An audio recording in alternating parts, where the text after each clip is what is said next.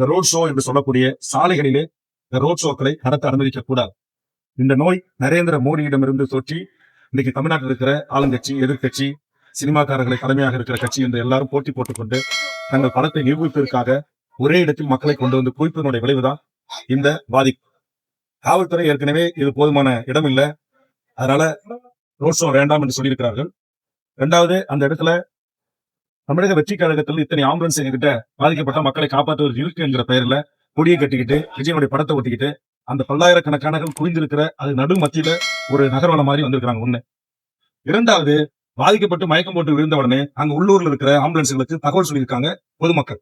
அப்படி வந்து அந்த ஆம்புலன்ஸை விஜய் ரசிகர்கள் ஏன் எங்க தலைவர் பிரச்சாரத்தின் போது குறிச்சு வரீங்கன்னு அடிச்சு கண்ணாடி எல்லாம் உடைச்சிருக்காங்க. 3 ஆம்புலன்ஸ் டிரைவர்கள் பலத்த காயமடைந்து சிகிச்சைக்காக மருத்துவமனையில் அனுமதிக்கப்பட்டிருக்காங்க. அதை தட்டி கேட்ட காவல்துறையின் மீது திரும்பி குடிபோதையில் இருந்த ரசிகர்கள் தாக்குதல் நடத்திருக்கிறாங்க. இங்க கரூர்ல நம்முடைய வெயிட்ட காமிக்கணும் அப்படிங்கிறதுக்காக தமிழ்நாட்டின் பல இப்ப சேலத்துல இருந்து 5000 பேர் போயிருக்காங்க. அங்க சேலத்தை சேர்ந்த ஒருவர் இந்த நெரிசல்ல இறந்திருக்கிறார். ஆக ஒரு இடத்துல பெரிய கூட்டத்தை கூட்டி காட்டணும் அப்படின்ற ஒரே நோக்கத்திற்காக கூட்டப்பட்ட ஒரு கூட்டமாக இது இருக்குது என்று கள பத்திரிகை நண்பர்கள் தெரிவிக்கிறாங்க.